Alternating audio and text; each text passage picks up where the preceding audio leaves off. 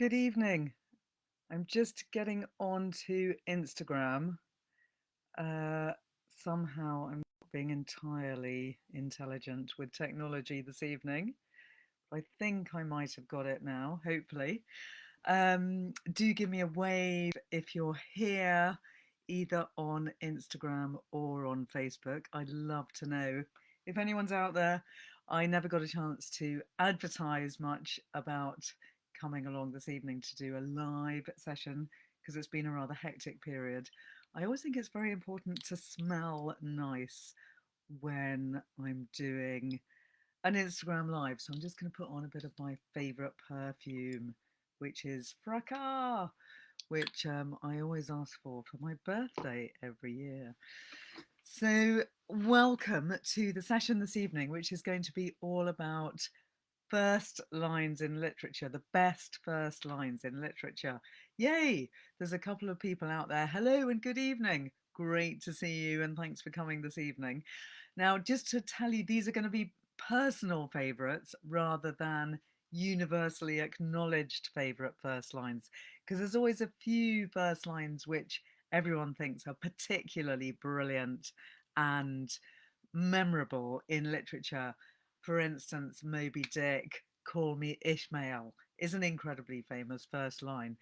And obviously, it is a brilliant and highly memorable book. But I'm going to be talking about a wide range of exciting novels tonight. And I'd love to know which are your favourite first lines, if you have any. Do send me a message either on Instagram or Facebook, or tweet me and tell me what your favorite first lines are.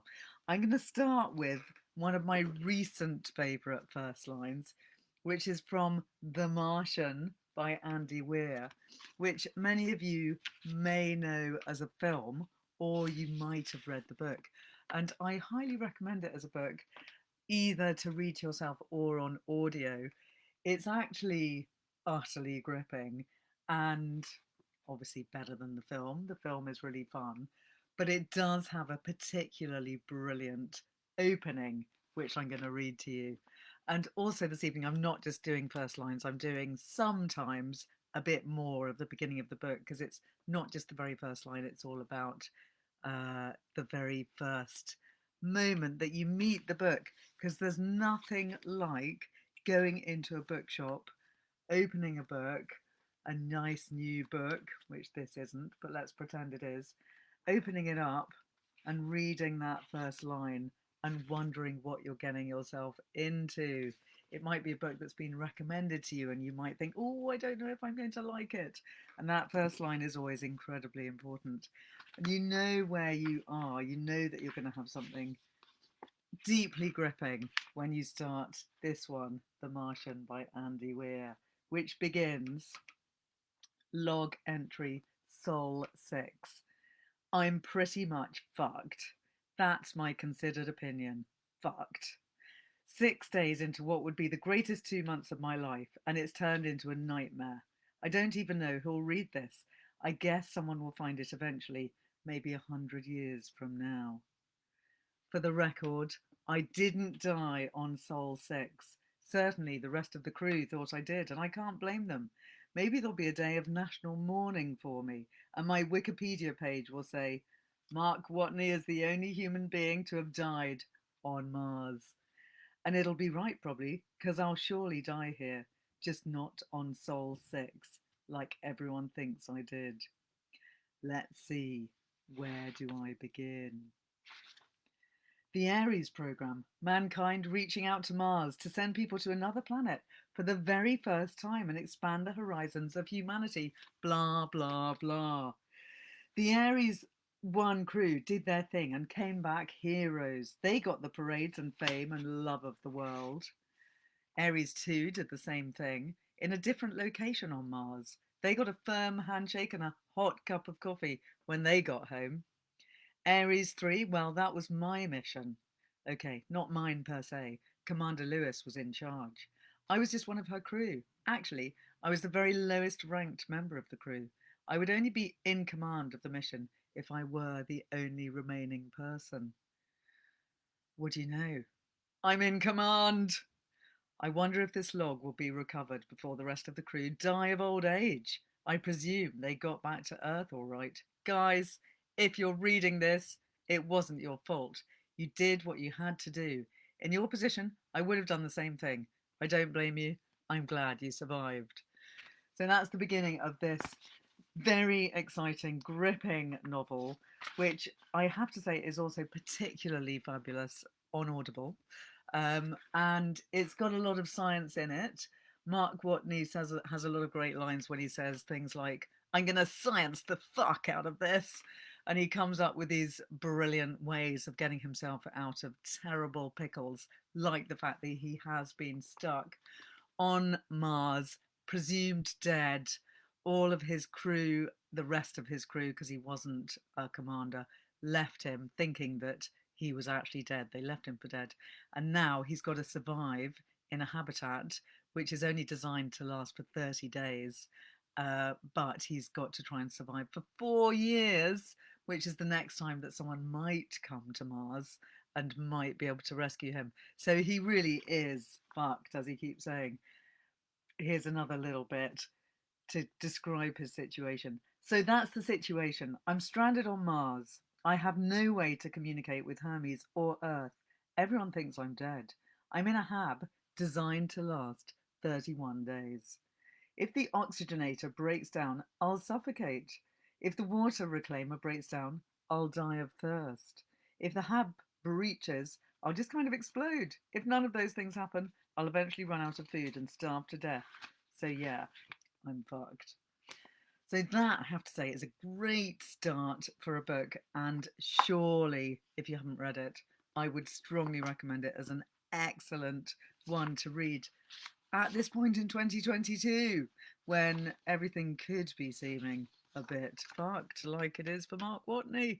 But it is a really fun read, and it's got a lot of interesting science in it, all of which is based on truth, as Andy Weir himself is a scientist. And so it's an interesting read too. Moving on, however, to some more classic reads, though I've got quite a few different types of reads to share with you tonight. One which you might know the first line of, just trying to find it, is George Orwell's 1984, which begins, "It was a bright, cold day in April, and the clocks were striking 13." This is the ultimate dystopian novel, and every time you pick it up and reread it, you always think, isn't it just so horribly true to today? I think people reading it in the 1980s thought exactly that when they read it in 1984.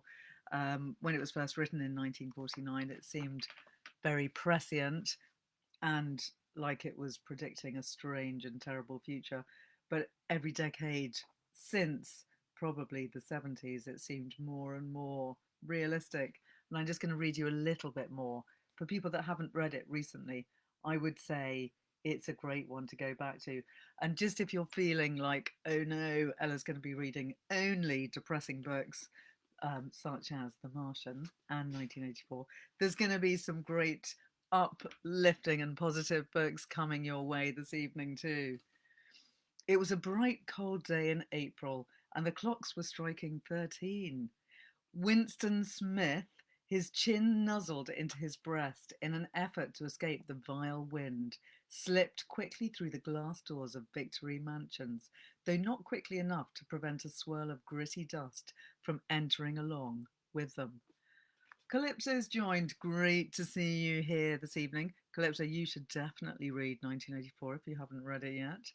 Hello to Salomon and Alejandro and Laughing John. Great to see you all this evening. If any of you do have your favourite first lines or beginnings of books, do share them with me, because I'd love to know what your favourites are, if any come to mind. The hallway smelt of boiled cabbage and old rag mats. At one end of it, a coloured poster, too large for indoor display, had been tacked to the wall. It depicted simply an enormous face, more than a metre wide, the face of a man of about 45, with a heavy black moustache, and ruggedly handsome features. Winston made for the stairs. It was no use trying the lift. Even at the best of times, it was seldom working, and at present the electric current was cut off during daylight hours. It was part of the economy drive in preparation for Hate Week. The flat was 7 flights up, and Winston, who was 39 and had a varicose ulcer above his right ankle, went slowly, resting several times on his way. On each landing, opposite the lift shaft, the poster with the enormous face gazed from the wall. It was one of those pictures which are so contrived that the eyes follow you about when you move. Big Brother is watching you, the caption beneath it ran. Well, we know what's coming if we know that story. If you haven't read it yet, it is superb. And that beginning of the novel really sets the scene and gives you quite a horrible atmosphere of what's coming your way. And it doesn't really get any better, very sadly. Moving on to something a bit more uplifting. I'm just wondering which one to go with next. I'm going to share with you one of my favourite openings of a novel ever, which me and Susan Alderkin wrote about in the novel Cure for reasons which will become apparent. James Joyce, A Portrait of the Artist as a Young Man, begins with, "Once upon a time, and a very good time it was, there was a moo cow coming down along the road, and this moo cow that was coming down the road met a nice little boy named Baby Cuckoo. His father told him that story. His father looked at him through a glass. He had a hairy face. He was a baby tuckoo. The moo cow came down the road where Betty Byrne lived. She sold lemon platt. Oh, the wild rose blossoms on the little green place. He sang that song. That was his song. Oh, the green woth botheth. When you wet the bed, first it's warm, then it gets cold. His mother put on the oil sheet. That had the queer smell. His mother had a nicer smell than his father.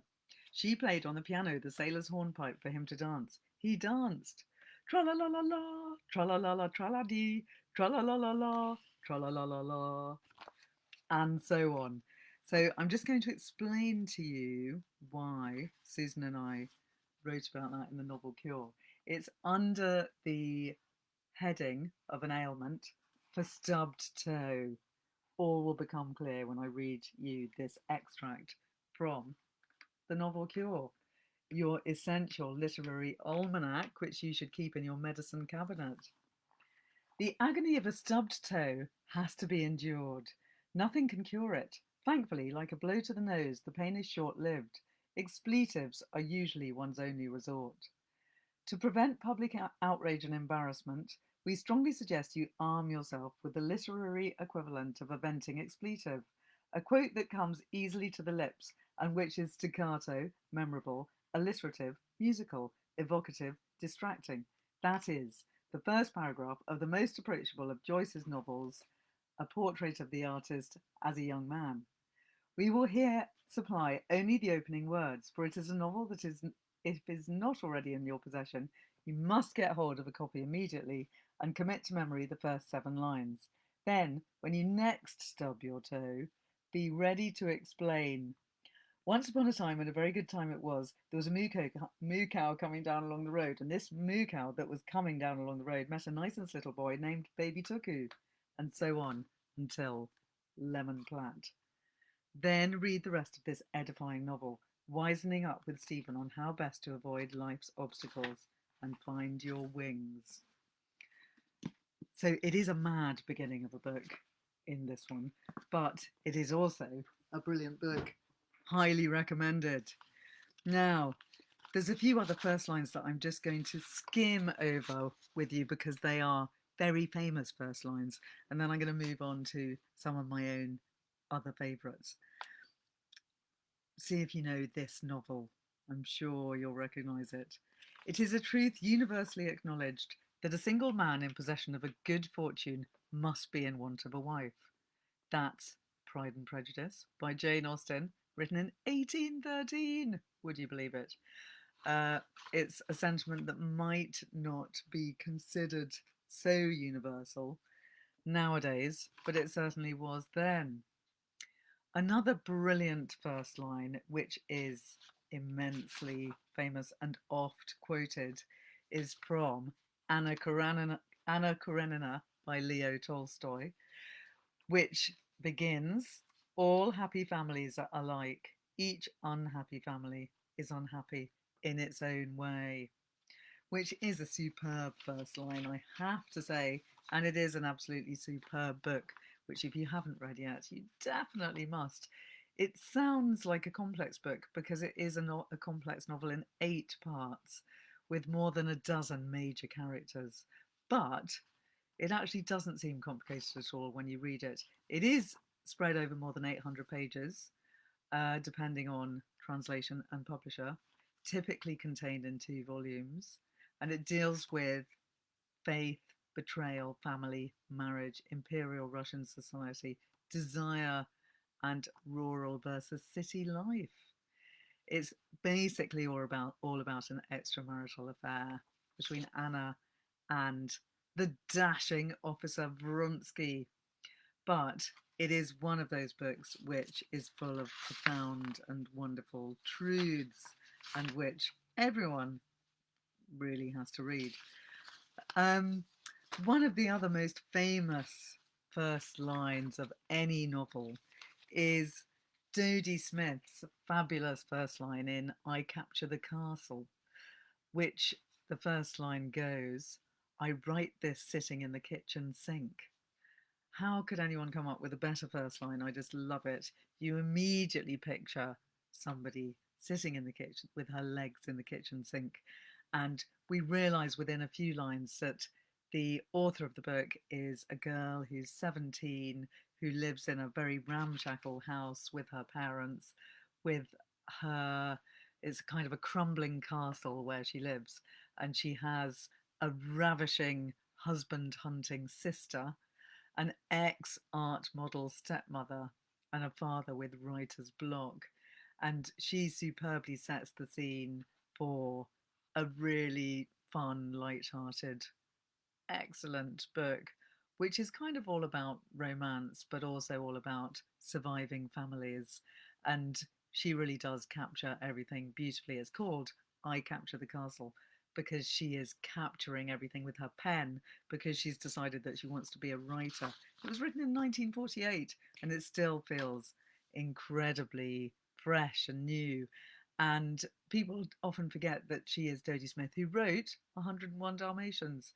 And she also wrote that brilliant book, which again, if you haven't read it yet, it's a really lovely book to read right now. And it would be a great antidote to 1984 if you read that too. Moving on to another rather on the depressing but brilliant side is Franz Kafka's Metamorphosis, which does have an amazingly evocative first line, which I'm going to read to you. Cyber Flaneurs, hello, says that she's rereading I Capture the Castle right now for Emily's Walking Book Club. That's so exciting and brilliant. I hope you're loving it. And I love the sound of Emily's Walking Book Club. I'm going to have to look that up. Tell me more about that. Is that a book club where you go for a walk while you discuss it? Which does sound like a really fantastic concept. Do please tell me more about that. I'd love to know. And I hope you're loving I Capture the Castle once again. As a total contrast to that very lovely and overall light and positive book, we have one of the most brilliant and rather depressing books ever written, Metamorphosis by Franz Kafka. As Gregor Samsa awoke one morning from uneasy dreams, he found himself transformed in his bed into a gigantic insect. He was lying on his hard, as it were, armour-plated back, and when he lifted his head a little, he could see his dome-like brown belly, divided into stiff arched segments, on top of which the bed quilt could hardly keep in position and was about to slide off completely. His numerous legs, which were pitifully thin compared to the rest of his bulk, waved helplessly before his eyes. I'm going to come back to that in a minute because thanks, Cyber Flaneurs, for continuing the conversation about the Walking Book Club. So you walk across Hampstead Heath and you say now that you're sadly across the pond, you participate via Zoom. That's great. And if I were in Hampstead Heath, I would love to join a walking book club. That sounds like a brilliant idea. And I hope that you're able to participate successfully via Zoom. Back to Kafka and the Metamorphosis and poor old Gregor Samsa waking up one morning, discovering that he's lying on his hard, armour-plated back. And when he lifts his head a little, he can see a dome-like brown belly divided into stiff, arched segments which barely keep his bed quilt in position. Such a brilliant and shocking first paragraph. I'm going to have to read you a little bit more. And I'm seeing lots of lovely people joining. Marianne, great to see you here. I'm reading a bit from the very beginning of Franz Kafka's Metamorphosis. This is the second paragraph. What has happened to me, he thought. It was no dream. His room, a regular human bedroom, only rather too small, lay quiet between the four familiar walls.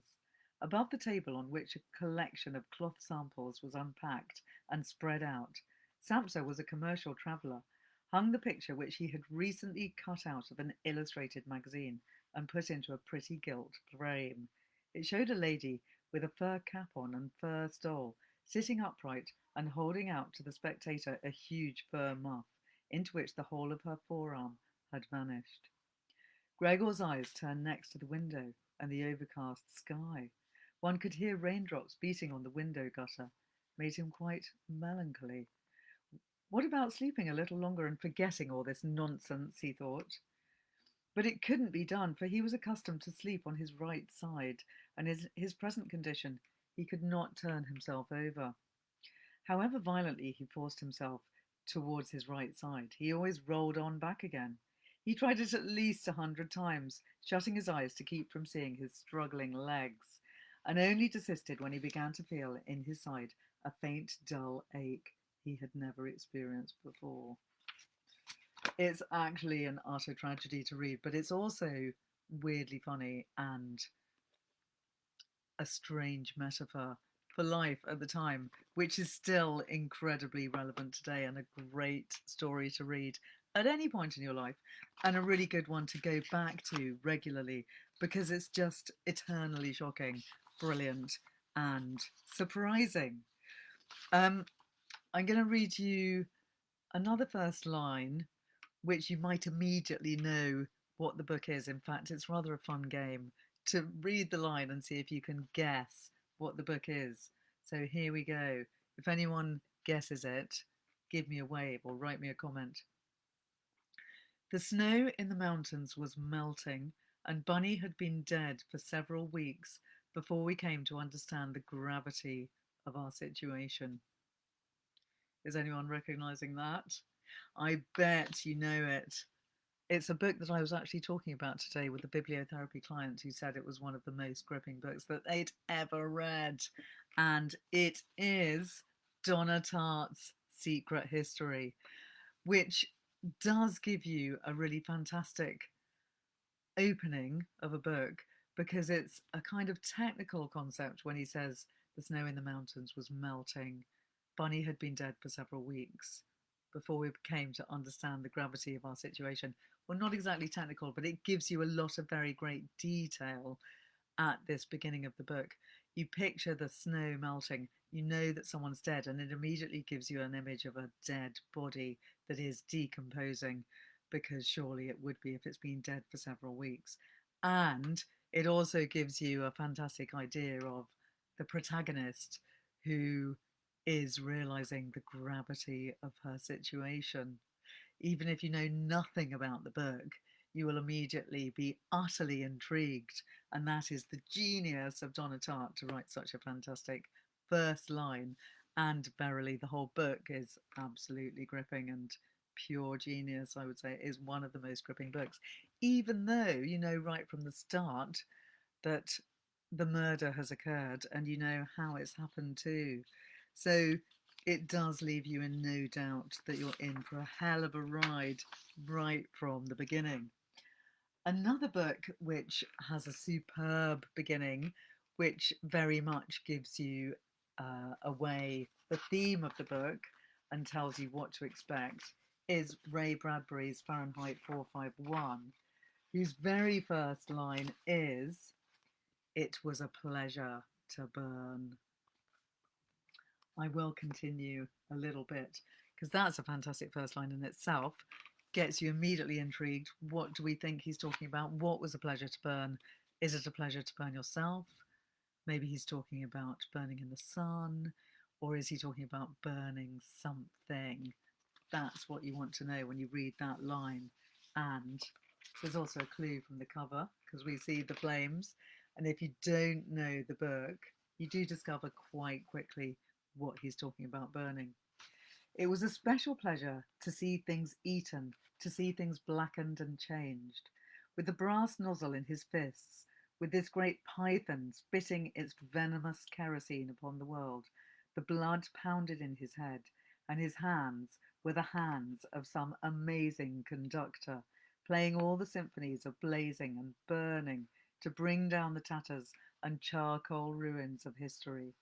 With his symbolic helmet numbered 451 on his stolid head, and his eyes all orange flame with the thought of what would come next, he flicked the igniter and the house jumped up in a gorging fire that burned the evening sky red and yellow and black. He strode in a swarm of fireflies. He wanted above all, like the old joke, to shove a marshmallow on a stick in the furnace, while the flapping pigeon-winged books died on the porch and lawn of the house, while the books went up in a sparkling whirl and blew away on a wind turned dark with burning. Montag grinned the fierce grin of all men singed and driven back by the flame. He knew that when he returned to the firehouse, he might wink at himself, a minstrel man, burnt corked in the mirror. Later, going to sleep, he would feel the fiery smile still gripped by his face muscles in the dark. It never went away, that smile. It never ever went away, as long as he remembered. It's quite a grim and worrying beginning of the book, and frankly, the whole book is grim and worrying. This is another dystopian novel on the lines of 1984, but it's all about a society where books are burned because they're considered dangerous. The knowledge within them is dangerous to the society that's currently living and running the world. And it's a society where people live at a vast pace. They're essentially so bored that lots of them go driving manically down roads and kill themselves carelessly, just trying to get a bit of a high from driving as fast as they can. They all have enormous screens in their houses which take over their whole walls because the politicians want to keep them stuck in their houses and not thinking about anything else. They distract them with their massive entertainments, which are soap operas. It's very, really rather worryingly a bit like living in a world of Netflix, and getting addicted to series like we all do these days. So this is a brilliantly prescient novel, which actually is a desperate cry, as well as showing you the possible tragedies of what can happen to society when we all give up on knowledge. It also sings the praises of learning things. And in this book, the people who rage against the machine of the state all undertake to actually learn books off by heart so that they can pass on the knowledge within books to future generations. And maybe that's what we should all be doing. We should be learning books off by heart, just in case books become a thing of the past, never to be seen again. maybe they're all just going to become ebooks and we won't have real books. And if so, you need to have those books within yourselves so that you can pass them on to the next generation. I feel that that could be the way ahead. Does anyone out there tonight know a book off by heart, I wonder, or even a poem? And if you don't, maybe now's the time to learn one. Start with a poem and then move on to something longer. Salomon, lovely to see you here tonight, and thanks for your lovely comment.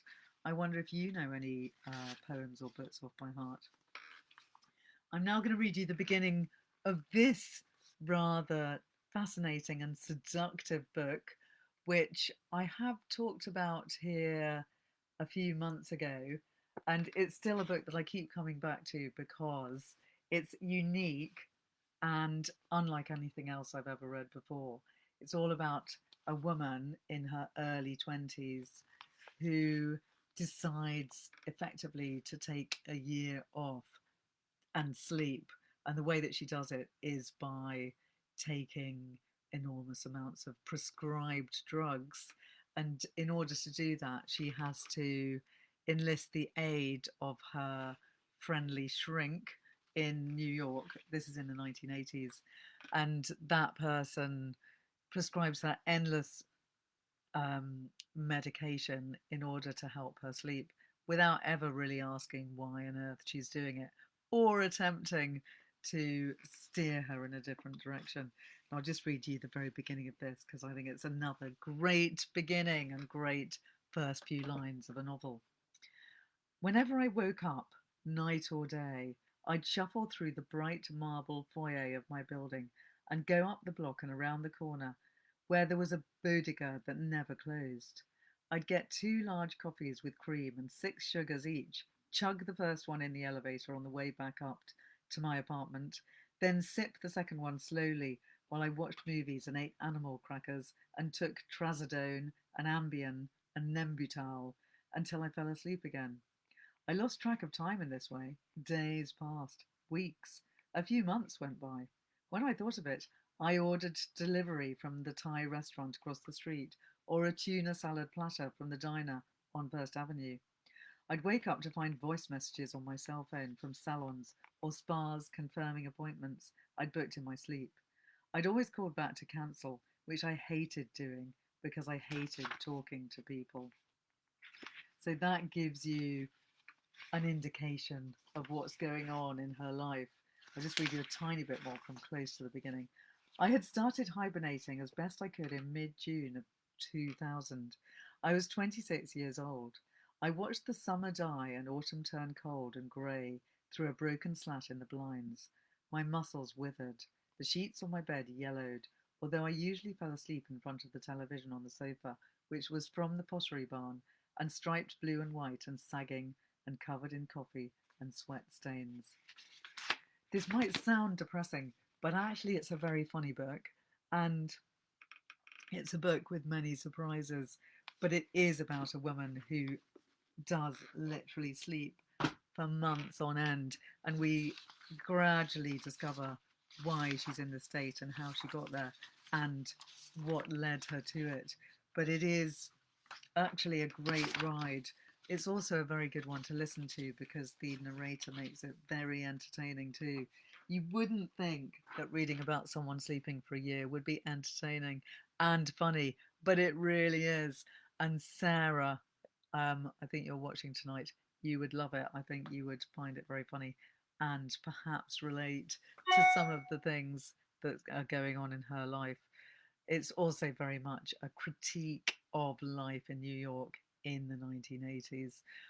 The girl works for a top art gallery and she gets away with absolute murder, as do the other people working in the gallery. And there's some hilarious depictions of artists creating work out of their bodily fluids in a really awful way, which I did find very funny. Now, Sarah, who I just mentioned, who I thought would love that book, also brought to my memory, thank you, Sarah, the brilliant opening line of The History of Mr Paulie by H.G. Wells. So H.G. Wells is more famous for The War of the Worlds, The Island of Dr. Moreau, and many other brilliant novels such as The Time Machine.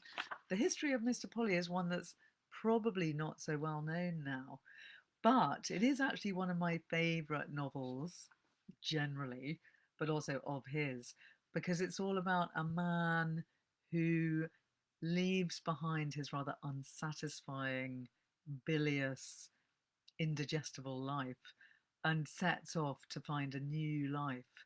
And he does succeed. So it is a story of a positive journey. But I'll read you the beginning because it really sets a great scene for the novel. It's called The History of Mr Paulie, first chapter, Beginnings and the Bizarre. Whole, said Mr Paulie, and then for a change, and with greatly increased emphasis, ole.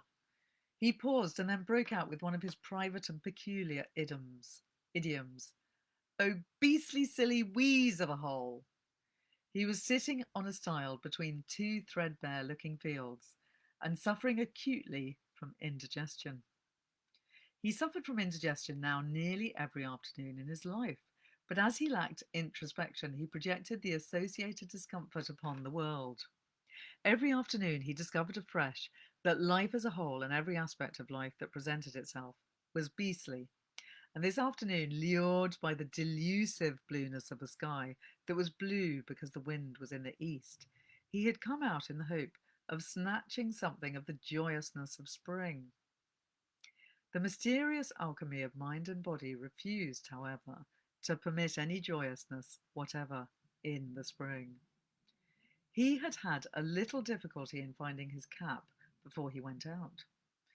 He wanted his cap, the new golf cap, and Mrs. Paulie must needs fish out his old soft brown felt hat. "'Ere's your hat," she said in a tone of insincere encouragement. He'd been rooting among the piled newspapers under the kitchen dresser and had turned quite hopefully and taken the thing. He put it on, but it didn't feel right. Nothing felt right. He put a trembling hand upon the crown of the thing and pressed it on his head and tried it askew to the right and then askew to the left. Then the full sense of his indignity offered him came home. The hat masked this upper sinister quarter of his face, and he spoke with a wrathful eye regarding his wife from under the brim. In a voice thick with fury, he said, "I suppose you'd like me to wear that silly mud pie for ever, eh? I tell you I won't. I'm sick of it. I'm pretty near sick of everything comes to that. Hat!" He clutched it with quivering fingers. "Hat!" he repeated. Then he flung it to the ground and kicked it with extraordinary fury across the kitchen, and so on. So that's the very beginning, the history of Mr. Paulie. And we then go back and discover more about his life and how he's ended up being depressed at only 35 years old, stuck in a dead-end job, hating his life, hating his wife, and off he goes on an adventure unexpectedly. And I do think it's a brilliant beginning of a novel, and it does set the scene for the rest of it. But unlike some of the other ones that I've been reading to you this evening, which often set the scene beautifully in a first line or first paragraph for the whole of the rest of the book, such as 1984 and even Fahrenheit 451. The History of Mr. Paulie is a book which very much changes from being sad and depressing, though humorous, to slowly showing you hope and positivity. And it is a lovely journey that it takes you on. I'd now like to share with you a more modern beginning of a book. This only came out last year, Mrs. Death, Mrs. Death. Selina Godden's first novel, she's a poet, is a really superb book, which I strongly urge you to read. It's winning all sorts of prizes at the moment. And I love the beginning. It's actually very funny. And it's another one which is great on audio because Selena Godden reads it aloud herself, and she reads it with great passion, brilliance, and performative skill. So I'm going to read you the very beginning and see what you think. Disclaimer: this book contains dead people. This book cannot see the future. This book is dabbling in the past. This book is not about funerals, although funerals are mentioned. You do not have to wear black to read this work. You do not have to bring flowers. Caution: this work contains traces of eulogy. Warning: this work contains violent deaths. Spoiler alert: we will all die in the end. This book cannot change the ending, or your ending, or its own ending. This book does not know how to switch on the light at the end of the tunnel. This book cannot contact the other side. This book cannot speak to the dead or for the dead. This book will not confirm if there is an afterlife or an alternative universe. This book will not improve your karma. This book will not nag you to live a healthier life. This book will not help you quit smoking. This book is not going to urge you to age gracefully. This book does not advocate the use of that funereal phrase, "he had a good innings." This book does not contain any person or persons clapping their hands and singing, "Kumbaya, my lord." This book may be used for mild to moderate relief from grief, fear, and pain. However, if symptoms persist, please buy a ticket to see a live reading of this work where you will find the others. Caution: do not exceed death. This work has a very high dead and death count. Take with caution. Take your time. Do your lifetime in your own lifetime. If you are sensitive or allergic to talk of the dead or non-living things, use this work in small doses. This is not a self-help brochure. This is not a guide to avoiding dying. If you think you're about to drop dead, please seek medical advice immediately. I actually find it utterly hilarious. You may not, but whatever you make of it, it's a great book. Surprisingly short considering what an amazing punch it packs. And I would utterly recommend it as one to read immediately and possibly to listen to on audio, because it is great on audio. As a really quite major contrast to that, I'm going to read the very opposite of it. So, as regular joiners to this Wednesday evening session will know, Tom Robbins is one of my favourite ever authors, and this book, Jitterbug Perfume, is one of my favourite ever books because it's all about a man seeking immortality, finding it without giving too much away, and then wondering whether to keep it or not. It also has the god Pan in it, and Pan is a very important character who's gradually disappearing because people are beginning to believe in him less. Humanity is letting Pan down, and Pan is slowly becoming invisible and losing his scent. And his scent is very important. But the other very key aspect of this book is beetroots, and it starts talking about the beetroot. And I love the beginning of the book, which begins, "Today's special. The beet is the most intense of vegetables. The radish, admittedly, is more feverish, but the fire of the radish is a cold fire, the fire of discontent, not of passion. Tomatoes are lusty enough, yet there runs through tomatoes an undercurrent of frivolity. Beets are deadly serious. Slavic peoples get their physical characteristics from potatoes, their smouldering inquietude from radishes, their seriousness from beets. The beet is the melancholy vegetable, the one most willing to suffer. You can't squeeze blood out of a turnip. The beet is the murderer returned to the scene of the crime. The beet is what happens when the cherry finishes with the carrot. The beet is the ancient ancestor of the autumn moon, bearded, buried, all but fossilized. The dark green sails of the grounded moonboat stitched with veins of primordial plasma. The kite string that once connected the moon to the earth, now a muddy whisker drilling desperately for rubies. The beet was Rasputin's favourite vegetable. You could see it in his eyes.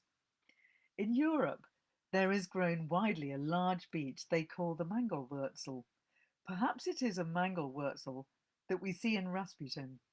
Certainly, there is a Mangelwurzel in the music of Wagner, although it is another composer whose name begins with Beet. Of course, there are white beets, beets that ooze sugar water instead of blood, but it is the red beet with which we are concerned, the variety that blushes and swells like a hemorrhoid for which there is no cure. Actually, there is one remedy. Commission a potter to make you a ceramic arsehole, and when you aren't sitting on it, you can use it as a bowl for borscht. An old Ukrainian proverb warns, a tale that begins with a beet will end with the devil. That is a risk we have to take. So there you go. That's the beginning of Jitterbug Perfume, which is an acquired taste. Not for everyone, as I discover, but it is a book that I deeply love. And if you like that beginning, you will love the rest of it. Now, I'm going to share with you another very, very famous beginning of a book, possibly one of the most famous first lines in the history of novels. I'm going to read the first line, and I feel like we're in a quiz show now. Anyone that can immediately say who the book is by wins a prize. I'm not sure what the prize is. Let's give it a go. The past is a foreign country. They do things differently there. Is anyone out there watching now knowing what that first line comes from? I'll give you all a minute to respond. It's such a famous first line that it's almost got beyond its very own parameters of the book that it was written in. Such is its famousness, it's just known as a line in itself.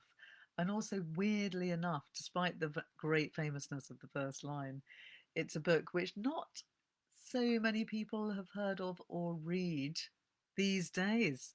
I don't think anyone's responding, so I'm going to have to tell you who it's by. Cyberflanners, you win the prize. Yes, it's The Go-Between by J.P. Hartley. Here we have the revelation. Okay, Cyberflanners, I'm going to have to send you a book. You're going to have to send me your address. Do it by Instagram message, and then I can send you something in the post, which will be very exciting because we love the post. We don't get enough post these days, and it's always a really magical and wonderful thing to send something in the post. So do message me and send me your address, and then I can send you something exciting to be decided. I'm going to read the very beginning of this book for people that don't know it. The past is a foreign country. They do things differently there. When I came upon the diary, it was lying at the bottom of a rather battered red cardboard collar box, in which, as a small boy, I kept my Eton collars. Someone, probably my mother, had filled it with treasures dating from those days. There were 2 dry, empty sea urchins, 2 rusty magnets, a large one and a small one, which had almost lost their magnetism, some negatives rolled up in a tight coil, some stumps of sealing wax, a small combination lock with 3 rows of letters, a twist of very fine whipcord, and 1 or 2 ambiguous objects, pieces of things, of which the use was not at once apparent. I could not even tell what they had belonged to. The relics were not exactly dirty, nor were they quite clean. They had the patina of age, and as I handled them, for the first time for over 50 years, a recollection of what each had meant to me came back, faint as the magnet's power to draw, but as perceptible. Something came and went between us, the intimate pleasure of recognition, the almost mystical thrill of early ownership, feelings of which, at 60-odd, I felt ashamed. It was a roll call in reverse. The children of the past announced their names, and I said, "Here." Only the diary refused to disclose its identity. It's actually quite a complex prologue. So that first line is an amazing first line. Then we have this rather complex prologue when the hero, Leo, he's now 60 and he's looking back on this diary that he kept in his youth. he's opening it up and wondering what on earth it is. And we have a few pages of him slowly beginning to think, what happened in this diary? What am I going to be? What's going to be revealed? And then we get to chapter 1, when the story really starts, and LP Hartley tells the story through Leo's eyes. Leo's the young boy that's narrating the tale, when he was 12 in the year 1900, and he went to stay with a friend of his from school in a very posh house, and he was feeling very comparatively underdressed, and the story begins with him with a very scratchy green serge suit, feeling far too hot, and meeting all these beautiful, lovely people who are floating around their mansion. And slowly he gets sucked into their world, and he becomes a go-between between two lovers. But I won't reveal it to people who haven't read it. It's one of my favourite books ever. I actually did a live session purely about the go-between, which you can find on my YouTube channel, so do have a look. And well done, Cyberflanners, for knowing the first line. And I'm excited to send you something a surprise in the post. Now, before we come to an end, I just want to read you another great beginning, which I think is one that people won't necessarily know.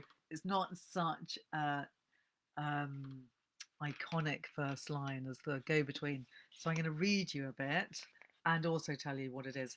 So it's Requiem for a Dream by Hubert Selby Jr., which is an amazing book, quite a hugely challenging and really quite painful book to read. It's also been made into a brilliant film by Darren Aronofsky. It's one of those books and films that can be life-changing because it's all about addiction and people following a dream which they think is going to get them out of their rather depressing life, and realizing too late that it's not the answer. But I'll tell you a bit more about it in a minute, but I'll read you the very start. Harry locked his mother in the closet. Harold, please, not again, the TV. Okay, okay. Harry opened the door, then stop playing games with my head. He started walking across the room towards the television set. And don't bug me. He yanked the plug out of the socket and disconnected the rabbit ears. Sarah went back into the closet and closed the door. Harry stared at the closet for a moment. So, okay, stay. He started to push the set on its stand when it stopped with a jerk, the set almost falling. What the hell's going on here? He looked down and saw a bicycle chain going from a steel eye on the side of the set to the radiator. He stared at the closet. What are you trying to do, eh? What's with this chain? You trying to get me to break my own mother's set? Or break the radiator? She sat mutely on the closet floor. And maybe blow up the whole house? You trying to make me a killer? Your own son? Your own flesh and blood? What are you doing to me? Harry was standing in front of the closet. Your own son!